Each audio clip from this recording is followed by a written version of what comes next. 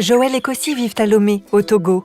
Les deux amis ont la même ambition, participer au développement de leur quartier en impliquant d'autres habitants. Avec de jeunes entrepreneurs, ils font vivre le premier Fab Lab du Togo. Camille et Myriam vivent en France. Camille a grandi en ville et rêve de s'investir dans le maraîchage bio. Myriam est institutrice dans un village de Seine-et-Marne. Elle craint que les terres agricoles proches de l'école ne soient transformées en lotissement. Alors, elles ont rejoint une association d'agriculteurs et de citoyens engagés. Aminata et Faustin vivent à Kinshasa, en République démocratique du Congo.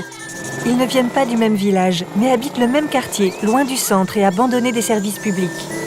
Leur combat quotidien, accéder à l'eau potable. Pour cela, ils ont rejoint une association d'usagers des réseaux d'eau potable. Joël, Kossi, Camille, Myriam, Aminata et Faustin ont des vies et des projets très différents.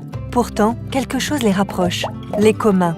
Les communs se définissent par la manière dont les usagers et les citoyens décident de gérer ensemble des ressources, de construire des règles innovantes et avec chaque fois un objectif commun. Il peut s'agir de prendre soin d'une ressource, comme dans le cas des jardins partagés qui valorisent des friches urbaines, ou de garantir un accès ouvert à une ressource, comme le propose Wikipédia qui permet une construction collective du savoir. Les communs sont aussi une philosophie qui place des valeurs telles que le bien vivre ensemble et la préservation de l'environnement avant la performance économique. Partout à travers le monde, des communs apparaissent sous l'impulsion de citoyens actifs et responsables qui s'engagent pour une transition écologique et sociale globale. À Lomé, le Fab Lab où se rendent Joël et Kossi est un espace ouvert à tous, qui rassemble des outils numériques dont l'usage est partagé.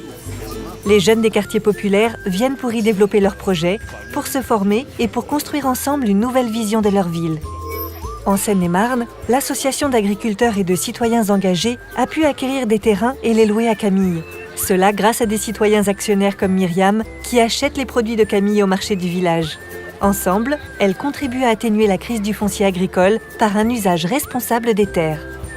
À Kinshasa, Aminata et Faustin participent activement au service d'eau de leur quartier. Ils discutent du prix, de l'entretien des réseaux, de la gestion des fontaines collectives. L'association génère aussi du lien social en proposant des lieux et des moments tels que des projections de matchs de foot. Pour l'Agence française de développement, acteur clé de la politique de développement française, les communs sont des enjeux essentiels. Ils nous invitent tous, citoyens, gouvernements, entreprises, ONG, à faire du développement autrement, à accompagner des dynamiques locales, à privilégier l'intelligence collective.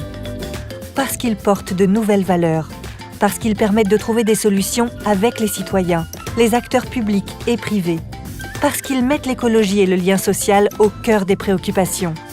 Ici et là-bas, partout dans le monde, les communs sont une source d'inspiration multiple.